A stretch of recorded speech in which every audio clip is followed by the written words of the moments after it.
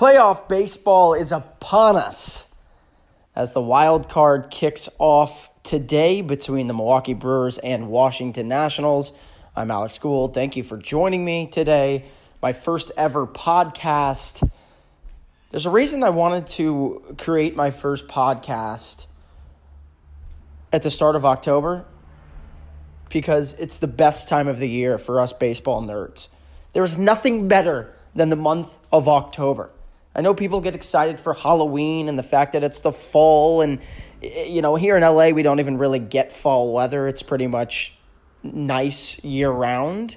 But for us baseball nerds and fans and experts, we sit there every single year inching and waiting for that 162 game season to conclude to get to this point. October is like nothing else. Some of the most magical moments in baseball history have happened in the month of October. Some even in the month of November. But when we look at the schedule, this year does not give us a potential Mr. November unless a couple of rainouts happen, I guess, in the World Series. We take a look at the schedule this year. So obviously the wild card matchup tonight, and then of course the Rays and the A's, two terrific stories tomorrow night. But then the NLDS kicks off on Thursday. ALDS kicks off on Friday. NLDS, if it goes a possible 5 games, will conclude on October 9th. ALDS concluding on October 10th. Then the NLCS will start on the 11th. If it goes a possible 7 games, it will go to the 19th. ALDS 12th to the 20th. And then the World Series, the Fall Classic, on October 22nd. If it goes 7 games, it will go to October 30th on Fox. So that's a little quick rundown of the schedule. But let's talk about, really quickly, this roller coaster of a season. We saw a lot of home runs. It was home run city this year. Some fans love it. Some fans hate it. And I'm actually one of those guys who hates it. Home runs are great. They're exciting. They're fun. It's a good part of the game. But what does that say about the sport of baseball when you have to change the baseballs to get more fans interested? We saw a record number of home runs, most ever in its history, by a mile. Saw a couple of different teams who are squaring off in the playoffs on Friday. The Twins and the Yankees shatter home run records for a single season. Again, if you like offense, this was a season for you. But as a former pitcher myself, it's not that fun. Yes, you want to see parity in the fact that, hey, some teams are just very good offensively. That's how it is. Some teams are very good defensively. They have a great pitching staff, a great bullpen, whatever it may be. And yes, you could argue that maybe the pitchers this year, the good ones at least, or the great ones, were really showcased on a high level because of how tough it was to pitch with these new baseballs. Something that Rob Manfred the other day said they're going to have to look into it and change them. Again, not exactly sure what that means, but clearly there was a problem with the baseballs this year. It was clear and obvious. But 162 games, and it still just feels like it goes by too quickly, doesn't it? I mean, we sit here year in and year out. We get excited for spring training back in March. And when pitchers and catchers report in February, I'm already looking to next year. Because that's how much we love the game. But then you go through this 162 game stretch where you sit there, you watch opening day, And yes, a lot of people miss games because of work or plans. But that's the beauty of a 162-game season. You don't have to be glued to the TV for every game, and yet there's still fans that are glued to the TV and to the radio and to Twitter now, where you pretty much get a breakdown of every single thing that happens. It's almost like watching the game. You get YouTube TV now, which is a pretty cool idea, where everyone can watch games for free out of market. But you sit there through the trials and tribulations, whether your team made it to the playoffs and they're in, or your team fell short or fell really short, like a couple of different teams this year. We saw some historically bad teams within the Tigers and Orioles. We saw some historically great teams with the Astros and the Dodgers and the Yankees. It's still mind-boggling to me when you sit there and think about the New York Yankees. They hadn't won a division title since 2012. 2012! 7 years in between division titles. They watched as their rivals, their bitter rivals, Boston Red Sox, won the World Series last year against the Dodgers. The Yankees, a historic franchise with 27 World Series championships, hadn't won a division in 7 years. And I know some fans who grew up with the team in the 80s are sitting there going, that's nothing compared to what we had to suffer through. Poor Don Mattingly had nothing around him. But is this team destined for a 28th championship? Or is it going to be the mighty Astros, who won it 2 years ago, who seem to be even better than that 2017 team? Going out and getting Zach Greinke at the trade deadline. One of the most shocking moves that's happened in a long time. Are they destined to dominate the field? They're the World Series favorites. In fact, a bettor just placed a $4.5 million bet on the Astros to win the World Series at a little over 2-1 odds. He cashed out $8.8 million. And they're going to get the most bets. But everyone knows it's October. Everyone gets those goosebumps and the chills, and anything can happen.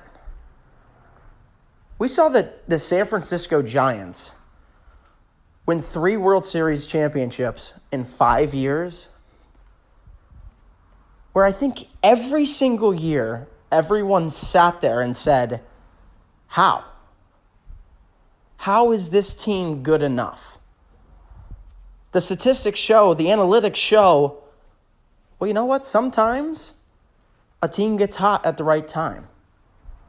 Sometimes it's the momentum that carries you. Sometimes it's guys in the clubhouse stepping up. Sometimes it's a veteran leader that says, hey, I'm getting a shutdown inning here. Let's go get a run. Get me 2 runs today. Get me 3 runs today. Whatever that number is.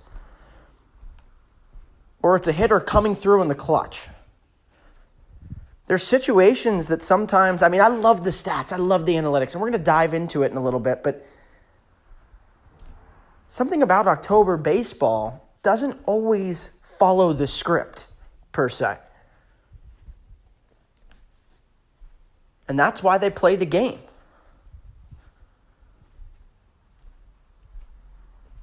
Otherwise, if you go by payroll, which is still unfair, I've talked about it a million times, how the Major League Baseball has to find a way to make it fairer for the smaller market teams.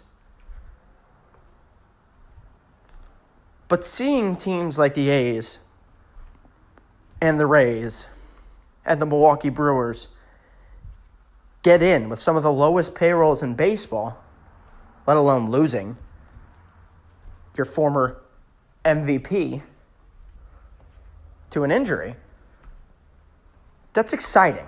And I hope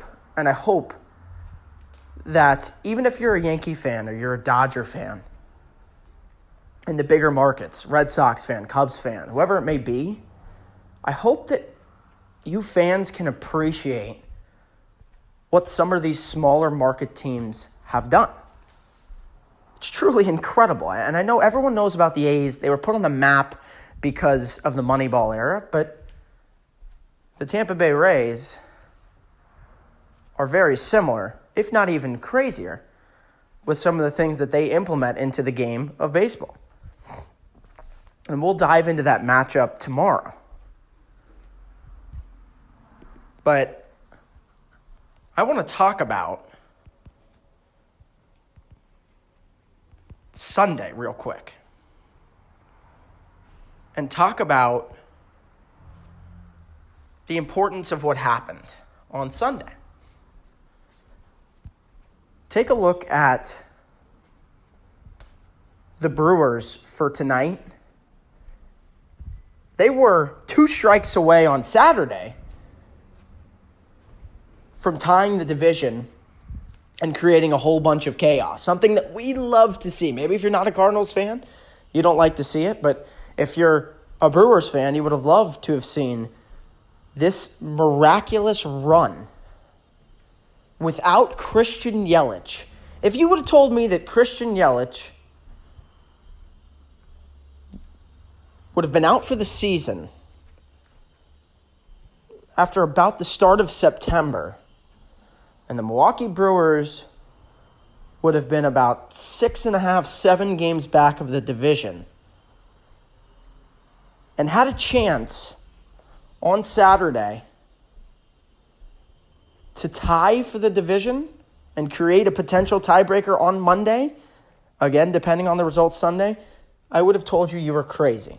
But that's baseball. That is baseball in a nutshell. And so is a guy like Sam Hilliard for the Rockies, hitting a big pinch hit, 2 outs, solo bomb to left. Oppo Taco against Josh Hader. Where all of a sudden you sit there and go, man, they were so close. They were so close. So many teams each year are so close. So many situations you look at. And yes, of course, we're going to magnify that situation because of the magnitude of it. But there's so many different little situations throughout the year that I'm sure, especially a fan of the Brewers or of the team, sit there and go, well, yeah, there was that situation. It sucks. It really hurts. It's brutal. But there was this situation in August or this situation in April. But that was tough for the Brewers. And I know they're still an unsung hero type team without Christian Yelich, but that was tough. You want to win the division. These wild card games are so nerve-wracking. They're so fun. But it's not going to be easy for the Brewers to go in to D.C. tonight in the nation's capital and try and beat Max Scherzer. Jack Flaherty for the Cardinals absolutely carried them on Sunday, as he did the whole second half, ERA at .93.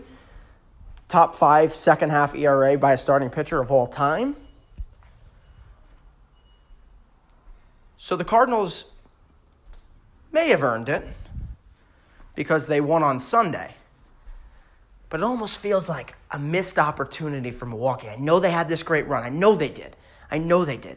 But when you magnify these situations, if Hader gets that last out of rookie Sam Hilliard, it's a whole different story. And I know that everyone's going to say, well, Milwaukee lost again on Sunday. They got swept by the Rockies. But they didn't go all out. I know they were still just a game back. With a chance. But they knew Jack Flaherty was looming against the Cubs. They knew the Cubs were starting a AAA lineup at best. And especially once they saw on that scoreboard that the Cardinals were surely going to win the game when they went up 4-0, 5-0, 6-0 with Flaherty on the mound, as good as he's been. You start sitting guys, you start taking guys out, you go to different bullpen pieces, which is where they blew the last, couple of innings in that game again. For morale, I would have liked to have seen the Milwaukee Brewers win that third game for momentum purposes. But they didn't. As hot as this team has been, they are coming into the playoffs getting swept by the Colorado Rockies. And yes, it's not easy to play in Coors Field.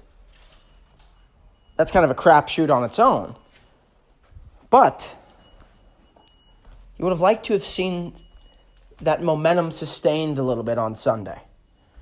And that brings us to tonight's playoff matchup. It's the wild card game, implemented by Major League Baseball 5 or 6 years ago. One of the most fun and exciting games that's been created in all of sports. We've seen so many cool moments already in these wild card games. And one moment that kind of sticks out to me in all of the wild card games, there's so many good moments, but one moment that really sticks out to me,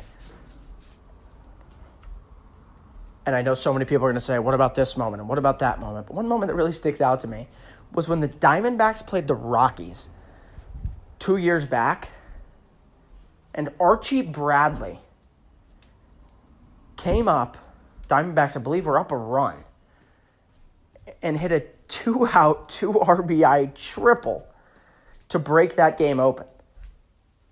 Their best reliever, their best relief pitcher, hit a 2-out, 2 RBI triple. And that place, Phoenix went batshit crazy. I mean, they went insane. You could not hear the announcers at all whatsoever. I believe Ernie Johnson was calling the game. He was drowned out. That is what we live for. That's goosebumps. Of course, unless you're a Rockies fan, but for everyone else sitting there having no dog in that fight, that's goosebumps. That's October baseball. These wild card games are tremendous. They're tremendous for the sport. They're tremendous for the game. So many people have said, hey, Alex, do you think that the wild card should be more than one game? Do you think it should be 2 out of 3? The answer is no. One game. You get one game. It's tough. People are going to complain and say, well, what if you run into a really good pitcher? What if you have, it's tough. What if you have a really bad game, either offensively, your pitcher struggles? Shouldn't you get a chance to combat that the next day? The answer is no. You want excitement? If you're the same person who likes all these home runs that are happening throughout the game of baseball and loves, people who are saying, I want these juice baseballs, bring back steroids, whatever it is to make this game more exciting, you better be the same person that says that the wild card should be one game. This is the most exciting thing that Major League Baseball has come up with in a long time.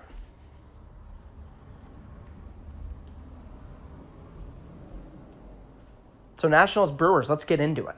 Let's dive into it. Let's see. We'll break down the positions. We'll break down some of the stats. But, again, remember, this is do or die. A lot of the statistics, they could correlate with what happens tonight. But it doesn't necessarily mean that either side is going to win. Because it's October baseball. You can smell it. Anything can happen. You can feel it.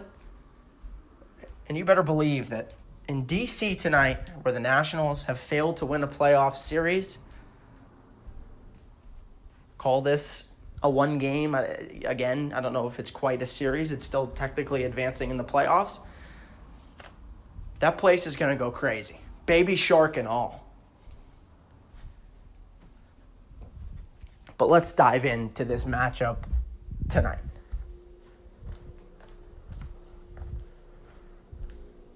So we talked about the Brewers' momentum, but also stalling a little bit against the Rockies. Again, I would have loved to have seen them win on Sunday. I don't think it'll quite play into what happens tonight. But let's take a look. The lineups have already been announced. Pitchers were announced a couple days ago. It's Brandon Woodruff, the right-hander, threw 112 innings this season. He was terrific, absolutely tremendous. A guy who was a top 100 MLB prospect, but came up merely as a reliever in 2017. Struggled tremendously as a reliever. 2018 last year, reliever again, through 42 innings, same sample size as 2017. Had better success. You could see the strikeout numbers developing, and then really came into his own here in 2019. He threw 121 and 2/3 innings. If it wasn't for an oblique injury, this guy was well on his way to 180 plus. He missed about 2 months of the season. But they got him back just in time, about 3 weeks ago. He's pitched well in his return, and he's the right man to start for the Brewers tonight. Guy with a fastball in the upper 90s, got a wipeout slider, uses all of his pitches. Strikeouts per 9 this year, 10.6 per 9 innings. Very good strikeout numbers. The whip was at 114, which in Milwaukee, folks, again, it's no Coors Field that they saw this past weekend, but in Milwaukee, that's a very hitter-friendly ballpark. Very hitter-friendly. Ball jumps off the bat there. So to have numbers where your whip is about a 1.14, the ERA is about a 3.6, and so some people, again, are going to look at that ERA and go, ooh, 3.6, it's okay, but in the National League, is it great? Folks, with the juice baseballs this year, with pitching in Milwaukee, that 3.6 ERA is pretty darn good. When you dive into the numbers, Brandon Woodruff has been tremendous. So again, everyone's going to look at Max Scherzer, who we'll talk about in a second, on the national side of things, but don't overlook Brandon Woodruff. And what every Brewers fan's going to know, and what some fans, of course, who either were fans of the Dodgers or the Rockies, who saw Woodruff last year in the playoffs, know how special this guy is. This dude was nails last year.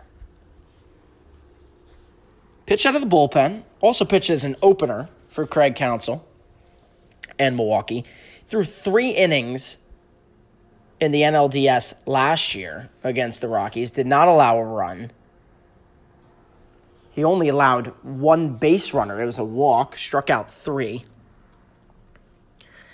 And then in the NLCS against the Dodgers, he threw 9 1/3 innings, allowed 3 runs, 2 were earned, so that ERA was at a 1.93 in those 9 1/3 innings. It seemed like he was used in every single game, and honestly was used as either an opener or he'd come in. I know there was that funky Wade Miley thing where he threw to 1 batter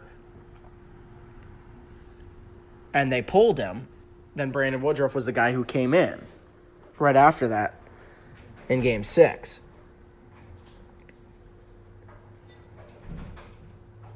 Woodruff's whip was a .96 and good strikeout numbers. Almost 9 per 9 in that NLCS against the Dodgers. This is a bearded fellow that I think a lot of people will overlook, and I think he matches up very well with the Washington Nationals. Take a look at the mighty Max Scherzer. It's Max Scherzer. What's more exciting than this? Do or die, Max Scherzer. One of the greatest pitchers in the 21st century. One of the greatest pitchers I've ever seen. And the numbers back it up. This is 3 Cy Young Award Max Scherzer. And if it wasn't for an injury, which, again, there's concerns there. He hasn't pitched great down the stretch. He hasn't been great down the stretch. So there's concerns a little bit on that national side. Again, you look at this matchup on paper, just a pitching matchup at least, and the fact that the Nationals are at home, and you think Max Scherzer versus Brandon Woodruff, this should be, a walk in the park. Not necessarily. Scherzer struggled in the last month of the season. Some wonder if he's still dealing with a little bit of ailments. Maybe he's not. Maybe he's perfectly healthy. But also remember that this is still a guy who is likely going to finish second or third in the Cy Young Award. All the analytics support him. His FIP is outstanding. OPS against is outstanding. 243 strikeouts and 172 and a third innings. That whip at a 102. ERA to 2.92. It's Max Scherzer.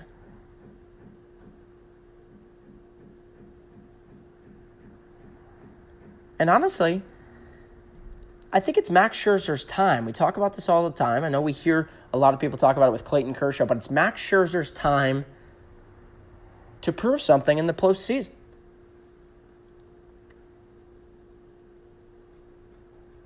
Max Scherzer has struggled a little bit in the postseason.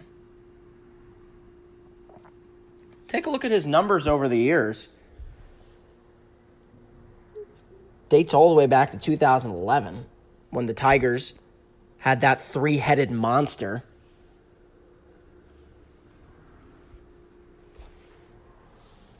In Detroit, at a point there, remember when they traded for David Price, they had Scherzer, Price, and Verlander. And they got swept. And Max Scherzer struggled a little bit. Take a look at his overall numbers. In 10 series, in 82 innings pitched in the postseason, his ERA is at a 3.73. Whips at a 1.11. Which, again, postseason, you'll take that whip being around there. That's fine. Strikeouts per 9 or 11 per 9. It's tremendous. But it's the walks. Uncharacteristic of Scherzer. And again, he's gotten more dominant as it's gone, but it's the walks that scare you a little bit with Scherzer in pressure situations. He's allowing over 3 walks per 9, 3.4 to be exact, per 9 innings. It's not great sustained success. Yes, again, his strikeout numbers are so tremendous. He's the type of guy who can walk the bases, load to nobody out, and then strike out the side then and there. But that's something he's going to need to limit against the Milwaukee Brewers. And it may be obvious and sound obvious as to why he needs to limit these walks, of course. But we take a look at the Milwaukee Brewers. Their lineup is no slouch in the park. They're a team that, even without Christian Yelich, has found a way to get on base. Of course, they would love to not say those words. They would love to have had Yelich. And so many people have been saying, well, who knows? If they had Yelich, maybe they didn't go on this run. Get out of here.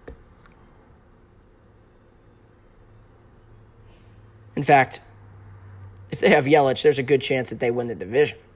The run that they went on. Played a pretty easy schedule, no doubt. Only played 1 playoff teams from September 2nd on. That was the Cardinals. Took 2 out of 3 from them.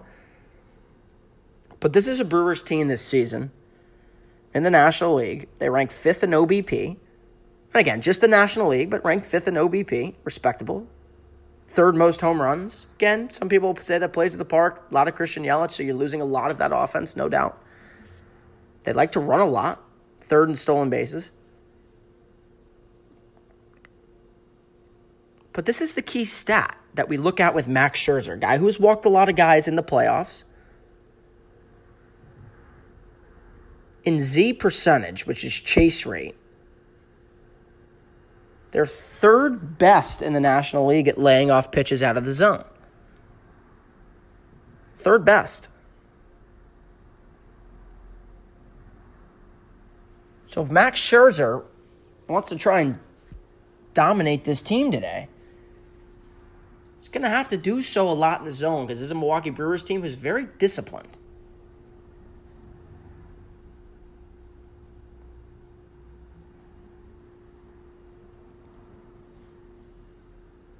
Speaking about the lineups, now we'll get into the lineups. Again, pitching matchup, edge, Max Scherzer. No doubt about it. No one's stupid. But if there's any indication that there could be some success, Brandon Woodruff's the guy. He's the guy you want. He's a gamer. He showed that last year in the playoffs. And he very well may show it in the nation's capital tonight. Max Scherzer struggled a little bit. This is a big game for him. Needs to go out there, give them 6 strong innings, and dominate. Take a look at these lineups. Again, they were just announced earlier this morning. But for the Brewers, I'm going to go through the lineup, go through both lineups, then I'll kind of do a little bit of a position-by-position breakdown. We won't dive in too much into the stats. Again, it's a one-game wild card. We don't need to do too much of a breakdown. I'll do more of the breakdowns on Thursday after the wild cards have concluded. But the Brewers have Trent Grisham, a rookie, they called up earlier this year, leading off. Got to be a really cool feeling for him to be in the minor leagues pretty much all year. Kind of flew under the radar. Wasn't a big touted prospect. Trent Grisham was not a big touted prospect. And all of a sudden, he finds himself in replacement of Christian Yelich leading off the playoffs in 2019 in right field. If you want a feel-good story, that's a story. That's a guy to get into. He is Christian Yelich's replacement. He's the guy who has some pressure on him tonight. But he's a gamer. He's going to enjoy the moment. Sweet lefty stroke. Who's going to be patient and try and work counts at the top of that order. Then you got Yasmani Grandal. Got to be a feel-good story for him. Arguably, and I'm honest with this, and I'll talk about predictions later on in the year before they come out about MVPs and whatnot, but Yasmani Grandal has arguably been the second most valuable player to Christian Yelich on this team, if not an obvious statement. I mean, again, when you can get offensive production from a catcher who's played solid defensively as well, Yasmani Grandal, I mean, he's fixed his swing from the right side of the plate. That's something that Dodger fans this went crazy about. Said he was so good against right-handers. He was so good from the left side of the plate. But when he flipped over to the right side, it was almost an automatic out, it felt like. Which is what forced the Dodgers to start Austin Barnes a lot, who was an interesting project. Utility guy, plays catch, plays everywhere, but couldn't get it done. Yasmani Grandal was given minimal chance to sign a deal with the Dodgers. The Brewers said, hey, we'll link you up on a 1-year deal. We want you. And he's produced. He bats second. And he gets the bat from that left side of the plate, even though he's made such tremendous improvements from the right side. Mike Moustakas. Again, another guy that no one wanted. Was traded from the Royals to the Brewers last year. No one wanted him this offseason. No one wanted to give him the big deal. He was trying to wait out for a big deal. Couldn't get it. Brewers said, take the qualifying. We'll give you a 1-year deal. Come back to us.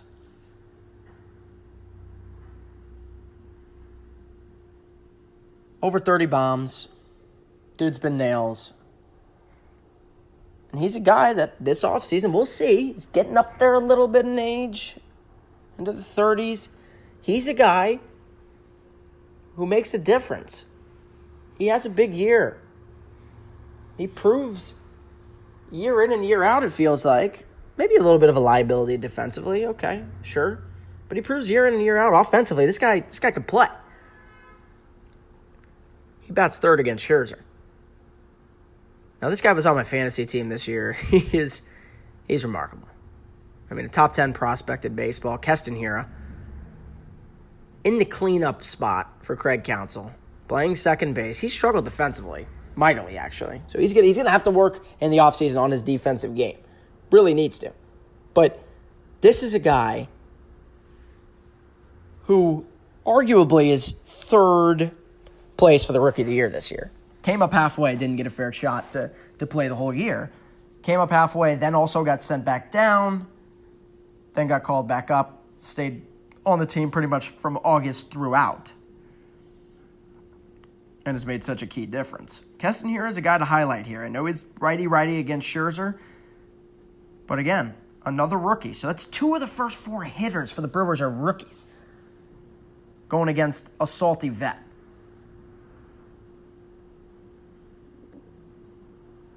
Speaking of another salty vet, Ryan Braun, dealing with ailments this past weekend. but he will play tonight. No way in hell he was missing this game. He starts in left, batting fifth. Again, another veteran presence, year in and year out. Consistency from Ryan Braun. You always wonder kind of with guys like him, when is it nearing the end? He wants that ring. Milwaukee Brewers want a ring. Never won a World Series. They want to get there. They want to find a way. These two teams, Nationals and Brewers, never won a ring. Trying to find a way to advance in this postseason, you need veteran presence, whether it's on the bump or at the box and at the dish, to spark plug something. Ryan Braun batting fifth. Eric Thames batting sixth. Again, came over from the Korean League a couple of years ago. It's a guy who just doesn't seem like he's ever going to play a fully healthy year, but I was talking with one of my buddies the other day. Eric Thames is... He's a guy. He's a gamer. He's a guy with a sweet lefty stroke. He tries to lift the ball. Talk about launch angle. This guy knows it better than anyone. Started doing this in Korea. Try and lift the ball. Generate power. Arms are bigger than my whole torso, which is not saying much. But this dude is jacked. He's ready to go. He's going to be jacked up. You're going to see a lot of energy from Eric Thames. He plays first base, batting sixth. He gets that matchup. Again, Jesus Aguilar had overshadowed him all of last season. He overshadowed him a little bit this year until they realized, hey, Jesus, you're struggling. We're going to ship you to Tampa. Tampa seems to recreate guys. They always do. It's pretty unbelievable what the Rays just seem to do with everyone. It's like, I don't know why anyone makes a deal with the Rays anymore. It seems like they just kind of kill anyone in any deals. But Eric Thames then gets that starting nod to play every day for Craig Counsell. Another reason to make that move. He bats sixth. Mr. Somehow I haven't won a Gold Glove, but if it doesn't happen this year, every fan in baseball will riot. Lorenzo Cain, batting seventh.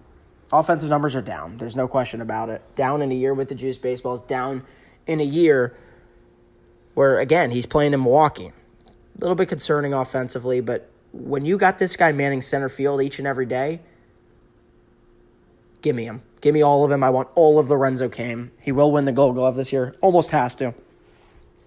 The plays that he has made will forever be inked in history. Some of the greatest catches you'll ever see. And if you missed the catch against the Rockies on Saturday night, multiple catches, mind you, but the home run robbery, it's up for top play of the year, only to maybe be outdone by Stevie Wilkerson of the Orioles on Sunday. Really close. But Lorenzo Cain, he is someone who is going to lead this team. He's going to sit there. He's going to get the boys fired up in the clubhouse and throw some of those offensive statistics out the window. He's the type of guy, he's going to battle, he's going to grind against Scherzer. And again, if Scherzer's not in the zone, Lorenzo Cain's the type of guy who's going to be patient, take walks, potentially steal bags, and spark plug something at the bottom of the order. Orlando Arcia, 8-hole. Down year for Arcia again. They've expected more of this guy. Still young, still a chance to do something. Plays a great shortstop, very good defensively. Struggled a little bit. But again, another defensive-minded player who is still looking to break out offensively at some point. Again, top prospect, batting eighth, playing shortstop. He had an unbelievable postseason last year. He was terrific. Was locked in. They're going to need that tonight. And, of course, Woodruff, who rounds out the order. Every baseball fan knows, if you know Brandon Woodruff, he is no easy out in the 9-hole. Hit a bomb off Clayton Kershaw in the playoffs last year. This guy can swing it. He is no easy out. He's another one of those guys you look at and go, I wonder if he didn't make it as a pitcher, could he be a first baseman? Could he be a DH somewhere? Terrific swing. Short into the ball. No easy out in the 9-hole. Okay, let's take a look at Davey Martinez's lineup for Washington today. Trey Turner leading off. Trey Turner was fairly healthy most of the year. That's a good sign. Very, very good sign. for the Nationals. He plays shortstop and bats first. Speedster, who has pop, has power. Again, another former top prospect who still has yet to play his best baseball, I think. He's getting there. We're close. But he leads off for Davey. Adam Eaton, who, of course, they traded Lucas Giolito for, they're sitting there looking at that and going, wow, was this the right move? Was this the right deal to make? Well, I'll tell you what, if Adam Eaton comes through in the postseason here and the Nationals make a run, which they very well can, of course, with that pitching staff, they have the chance to make a run. Adam Eaton needs to play a key part. He was very good this year. Again, if you win a championship, it almost feels like any deal you make was a good deal. If it buys you a ring, it buys you a ring. They traded their top prospect in Lucas Giolito, who was top 3 in the Cy Young in the AL this year, for Adam Eaton. They knew what they were giving up. But they wanted a salty veteran in the middle of that order, top of the order, who's going to get on base a lot, steal bags, and get the job done, especially protect Turner and bat in front of the Nationals MVP and Anthony Rendon. Rendon plays third base. He bats third tonight. Top 3 for the MVP. He honestly could finish anywhere from 1 to 3. With Yelich being out, you almost sit there and wonder if he's number 2 now. I think Cody Bellinger's going to wind up winning it, even though, well, Yelich still technically, in my opinion, has some of the better stats. But when he missed the last 3 weeks of the season, and also, I'm not big on, at all, by any means, on team success and what it means for the MVP, at all whatsoever, in fact, because, I mean, Mike Trout's doesn't feel like he's ever going to make the playoffs again, and you should pretty much just give him the award every year, right? So, I'm not big on that you have to lead your team to the playoffs. It's a team sport. Get out of here with that. That has pretty much no relevance at all to determining an MVP. But I will say, what's going to hurt Yelich, in my opinion, is that the offense was mighty fine after he was out. And I know they would have been even better. It's silly to say. But you do look at the fact that they were able to play incredible baseball without Christian Yelich. It's going to hurt him for MVP considerations. I'm just talking basically as thinking inside the voters' heads. They're going to look at that. It's going to hurt him, despite just being out. They played really well without him. Cody Bellinger likely to win the MVP, but Anthony Rendon's going to be right there in the mix. This guy, another player, he's much like Freddie Freeman of the Braves. He just always flies under the radar every year, somehow just slips under the cracks. Then you sit there and look at him and go, well, fuck, Anthony Rendon had another unbelievable season. Mind you, an end of the contract season. He will be a free agent. Him and Garrett Cole, give him all the money. Just, you know that GIF that's just, throwing money, like Floyd Mayweather throwing the money. Just hand it to him. This guy's worth every penny. He may get a $300 million contract at the age of 29. He's primed for a big, big contract. Way more valuable than Bryce Harper, in my opinion. And look what Bryce Harper just got. He's more valuable to me than Manny Machado. Look what Manny Machado just got. Anthony Rendon's a star. Juan Soto, another under-the-radar player. We say under the radar, but he is under the radar. Feels like Ronald Acuna Jr. gets all the attention in the National League. Deservedly so. Ronald Acuna Jr. is freaking ridiculous. Not of this world sometimes, but Juan Soto? It's a guy who comes up at the age of 19 as a top prospect, 20-plus homers into the 30s. You sit there and go, oh, Juan Soto, pretty good couple of years. This guy looks good. Bold prediction here, I think Juan Soto will have a better career than Bryce Harper. That's my prediction. I think Juan Soto is going to be a more valuable player in his career, again, barring any injuries, staying healthy, than Bryce Harper. We're going to be talking about Juan Soto for a long, long time. And it's fun to have that debate. Who's better, Soto, Acuna Jr.? Who's the better player? It's a fun debate. But guess what? Can't we love them both? Can't we appreciate them both? Juan Soto bats fourth, and again, that lefty versus righty matchup of Brandon Woodruff, give me all of Juan Soto tonight. Howie Kendrick playing first base, batting fifth. So instead of Matt Adams, because of defensive purposes and not being very reliable, he bats fifth. Howie Kendrick, again, has another terrific year. Finds himself in the middle of that Nationals order. That's veteran presence, folks. There you go. You get another veteran backing up Juan Soto. Howie Kendrick bats fifth, plays first base. Asdrubal Cabrera, another veteran, batting sixth. Signed him in the offseason. A guy who, again, mashes righties pretty well. He's had a solid career. And that's a guy who, in these wildcard games, you look at and go, you know what? They very well could have went Kendrick at second. They could have went Ryan Zimmerman at first, Matt Adams, whoever. But instead they go Kendrick at first, Asdrubal Cabrera at second. Zimmerman's battled injuries pretty much his whole career, but let alone this season. So Zimmerman does not start, key guy off the bench. Kurt Suzuki batting seventh, catching. Kurt Suzuki will forever be remembered if the Nationals win the World Series this year as the guy who hit the walk-off bomb against the Mets in that ridiculous game in Washington, D.C. earlier this year. Pretty much was all she wrote for the Mets after that point in time, where they were right there inching towards the wild card. They had a big streak going, and the Nationals completely spoiled all those plans, scoring 5+ in the ninth to win that game. Ridiculous. Suzuki pimped it. Walk-off bomb was sick. He bats seventh. Very good defensively as well. Victor Robles, another rookie, bats eighth. Bottom of that order, speedster. Victor Robles, again, young guy, young 20s. A guy who didn't show everything he has this year. He's more than just speed. He's more than just defense. This guy has power. He will come into it.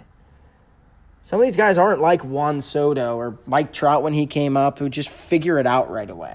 That's so rare. It's so rare to see. So Nationals fans, they know they got to be patient with Victor Robles, but he gets to start in center field tonight. Michael A. Taylor struggled this year. He gets to start. And also, mind you, too, they went matchup with Asdrubal Cabrera that I didn't mention, where Brian Dozier, key guy off the bench. He's going to come in against the lefty at some point in time, no question. And then Max Scherzer rounds out the order. Max Scherzer, of course, a grinder at the plate as well. I mean, we talked about Woodruff. Got to give Scherzer some love. He loves to compete. No easy out in the 9-hole. But position-by-position breakdown real quick. Take a look at the catchers. Yasmani Grandal versus Kurt Suzuki. Like them both. Both have their roles. Give me all of Yasmani Grandal, though, in that matchup there. I think that, whatever, Grandal's the better player. He's the better player. He's the one who's going to make the money. Suzuki's still a solid fit, and he always has been. And you know what? He was used not quite as just a platoon this year. This guy is facing a right-handed hitter today. Or, a right-handed pitcher today. But Yasmani Grandal wins that battle. At first base, Howie Kendrick and Eric Thames. It's tough. Based on the matchups tonight, I like Eric Thames just because it's a one-game wild card, lefty going against a righty. But then you also have Zimmerman and Adams looming. First base depth for the Nationals is better, but I still like Thames tonight going against a righty and Scherzer.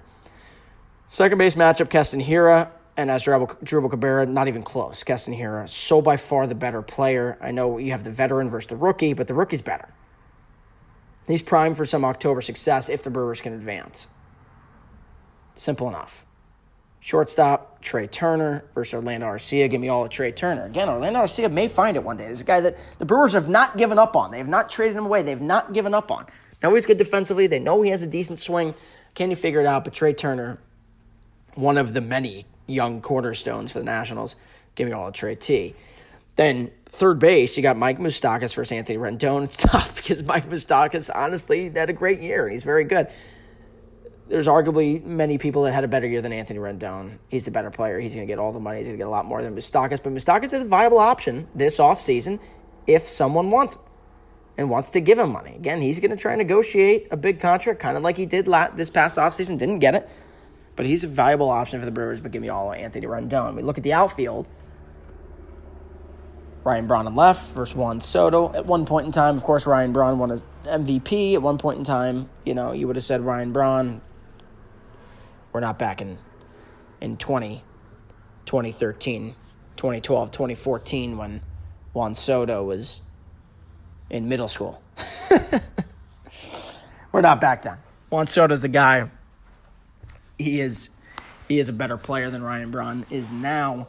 And he's going to have a better career than Ryan Braun. Give me all of Juan Soto. Center field, Lorenzo Cain versus Victor Robles. Now, this is another one. Veteran versus rookie. Give me all of Lorenzo Cain right now.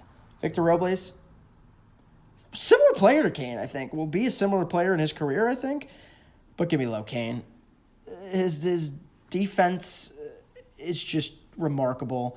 And I'm going to give you a bold prediction on Lorenzo Cain tonight. Maybe it's not even that bold anymore. We just fucking expect this out of him, but Lorenzo Cain will rob a home run tonight and/or rob a ball in the gap that will lead to runs for the Nationals. He will have a defensive impact tonight. Mark my words. It will happen. Again, the situation has to arise, but it will. Ball just seems to find him. He'll make a big defensive play. Give me all a low Cain. Then last but not least, in right field, before we get to the pitching staffs, Adam Eaton versus Trent Grisham. Again, Grisham, I think, is going to have a good career, but give me Eaton in this matchup. Again, it's not like they're squaring off like a boxing fight, but we like to do position-by-position breakdowns. Adam Eaton, salty veteran. He gets the nod.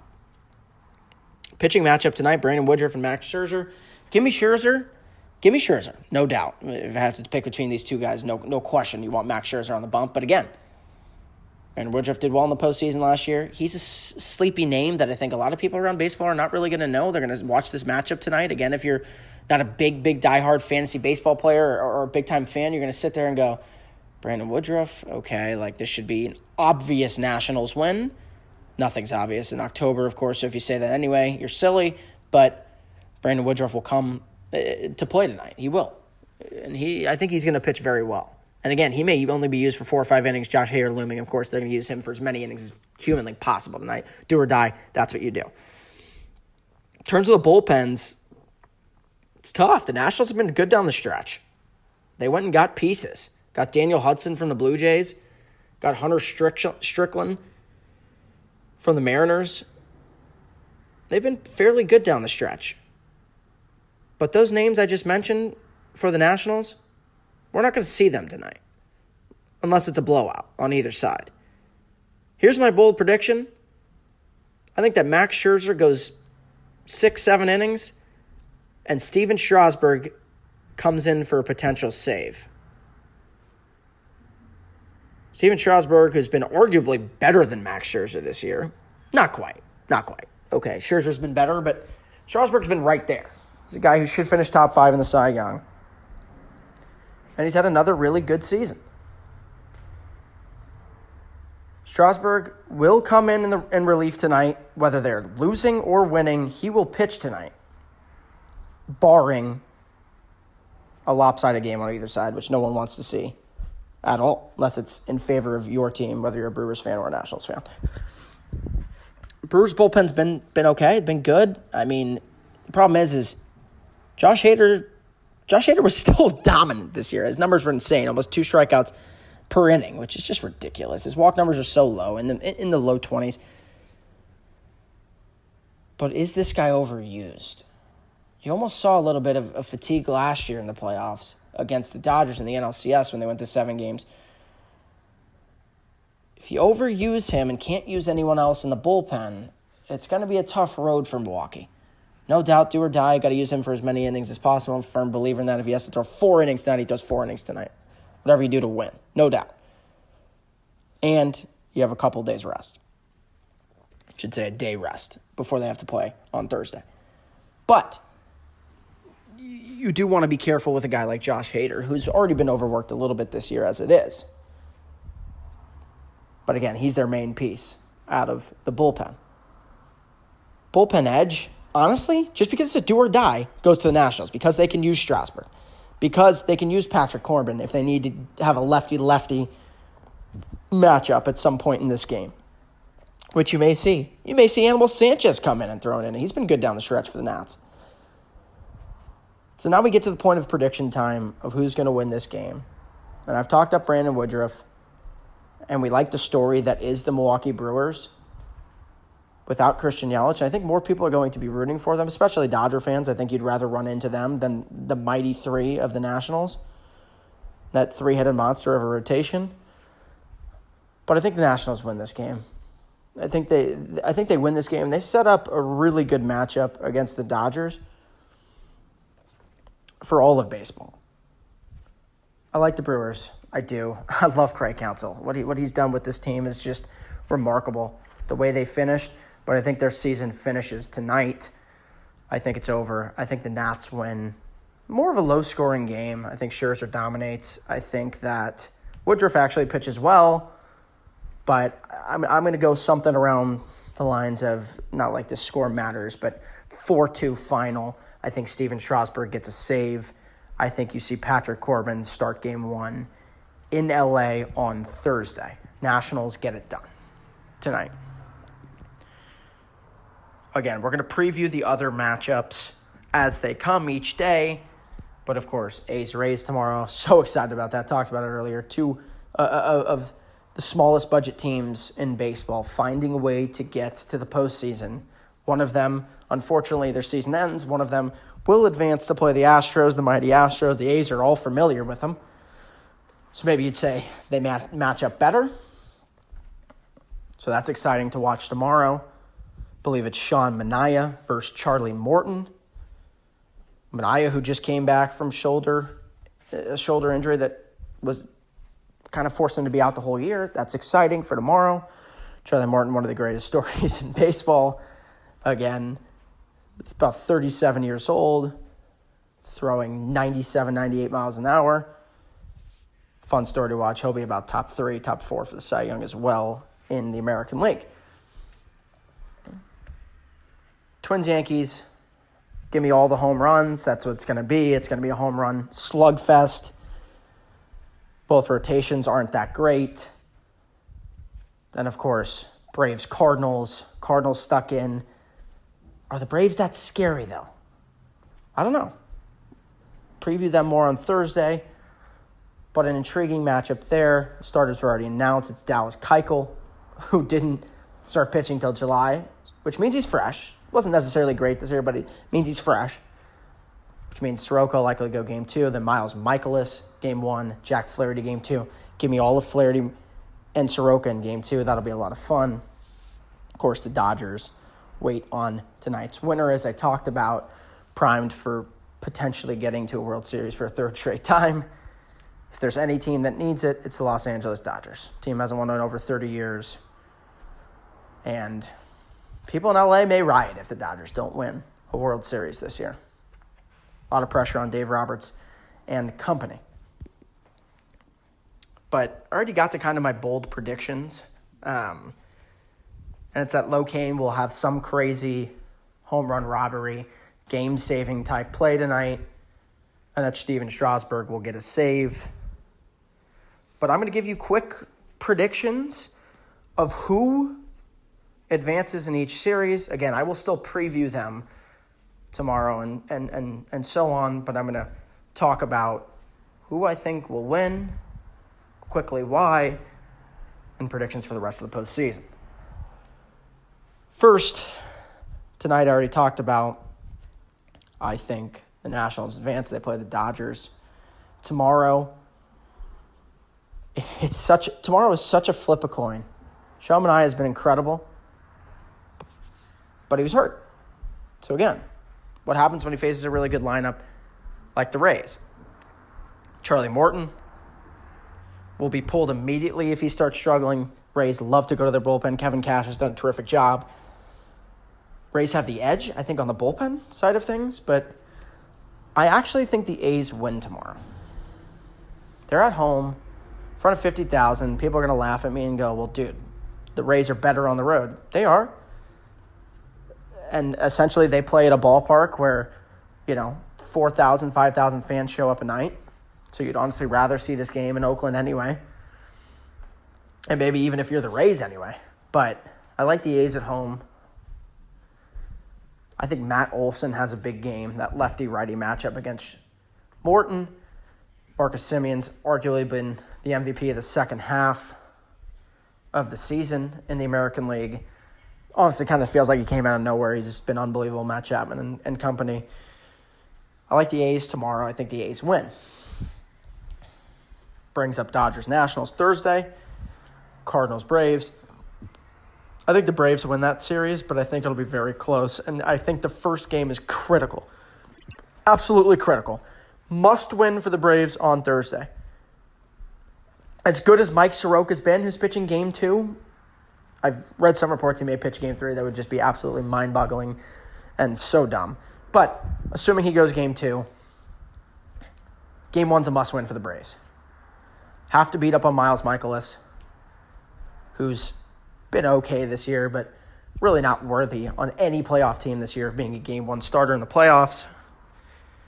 I think that the Braves, if they want to win the series, have to win that game because Flaherty in Game 2, and if you get to a Game 5, Flaherty in Game 5, that favors the Cardinals. If this series goes 5, it will be St. Louis that walks out victorious because of Jack Flaherty. I don't know if he can get beat. Braves have to beat up on Miles Mikolas. Dakota Hudson, who's been good, but his walk rate is way too high. Braves are a very patient team. They will wait him out, and I think feast on him, and then potentially Adam Wainwright in Game 4. Again, veteran, but the Braves will be all over him, I think. But if this series does go 5, mark my words, give it to the Cardinals, but I'll take the Braves in 4. I think they win Games 1, 3, and 4. I don't think they beat Flaherty in Game 2. Dodgers-Nationals. This series goes 5 games. Lock it in already if this is the matchup. I give the edge to the Dodgers just because they have 3 of those 5 at home. One of the best home teams in baseball. And until the Nationals prove that they can win a playoff series, and a team like the Dodgers, who's proven now that they've gotten to 2 World Series, I know they've fallen short, it's been tough, but they are really good in the NLDS. Feels like the pressure is on them to repeat as National League champs. Of course, they have kind of the bullseye on them, but I think that the Dodgers get it done. They advance. Yankees-Twins, all the home runs.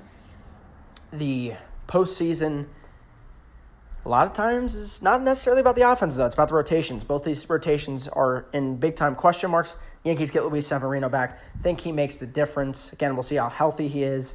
See how healthy James Paxton is. I know he was dealing with a quad injury. I think the Yankees sweep the Twins. Sorry, Twins. Prove me wrong. Prove me wrong. Another great story. Rocco Baldelli has that team. Honestly, upsetting the Cleveland Indians was a big deal. I know the Indians lost Clevenger. They lost Kluber. A lot of adversity. But still, Minnesota Twins offense is legit. Going to see a record-breaking amount of home runs in that series if it goes deep into that series. But I'll take the Yankees in that series. Astros, A's. Give me the Astros. I think they sweep them. I think we may see three pitchers go 8+ in that series. I think you're going to see Verlander go 8 in the first game. I think you're going to see Cole go 8 in the second game, and Greinke potentially go 8 in the third game. He's the only one in jeopardy of not going 8. Again, I want the A's to prove me wrong, but I think the Astros sweep that series. They're just too good. They're too good. Too good. Reason they're the favorites. Dodgers-Braves. I think the Dodgers have a tougher matchup in the Nationals in the first round in the NLDS than they do against the Braves and the NLCS. Dodgers can squeeze by the Nationals. Again, if they play the Brewers are an easier matchup than the Braves. But if they do play the Nationals, I think they beat the Braves in the NLCS. I think they actually win in 4, maybe 5 games. I think that'd be a quicker series than people think. Again, discrediting the Braves, no doubt about it. The Braves were tremendous, almost won 100 games this year, but just don't have the rotation to match up with the Dodgers. Dodgers 3-headed monster of Kershaw, Ryu, and Buehler may not even be in that order anymore. Kershaw may not even be the best pitcher on his team anymore. Again, bullpen concerns with both teams, no doubt about it. But give me the Dodgers in that series. I think the Dodgers advance to a third World Series in a row. Not easy to do. Only a couple teams in history have done that. Yankees, Astros. Whoo! Give me all of this series. This is a big money series. This is must-watch TV, as if the playoffs in general aren't. I know, like most of you nerds, you'll be glued to every pitch, as will I. Yankees, Astros, that's tough. You know what? I think it goes 7 games, much like it did in 2017. Yankees had that 3-2 lead, but all the home teams won. I think it's the same exact thing here. Same exact thing here. Season series, the Astros had the edge. They won 4 games. Yankees won 3. The difference was Yankees got swept on the road in Houston early on in the season. Houston then played in New York in a 4-game series, lost Thursday, Friday, and Saturday, but then Justin Verlander on Sunday got it done. Could very well see him or Cole or Greinke in Game 7 this time around. I think the Astros beat the Yankees in 7. They advanced to the World Series, which may be boring for some fans. Dodgers-Astros World Series, much like we saw in 2017. Some people love the rematch. Some people hate it. You want to see parity. You want to see newer teams get in. I think it's Dodgers-Astros. And these rotations, this is going to be a pitching matchup of the century. Still favors the Astros, though. They also have home field advantage over the Dodgers. I think the Astros get it done. I think they're too good. It's the reason they went out and got Greinke. They knew they needed one more piece. He was the fit. He was the fit for them. So maybe Arizona Diamondbacks fans will be happy about this. So will the Astros. But I think that we see the Astros repeat in 2019. I think they beat the Dodgers in 6-7 games. I'm going to say 6. Cody Bellinger struggled to end the year. He's going to have to find it in the postseason. It's tough to carry the weight as of one position player, but this guy has to produce in situations that matter. And he hasn't yet so far in his young career in the playoffs. This will be a big test for him. It'll be fun to watch him in the postseason. Justin Turner's been banged up. Dodgers are hoping they get him back. He says he's okay to go for the playoffs.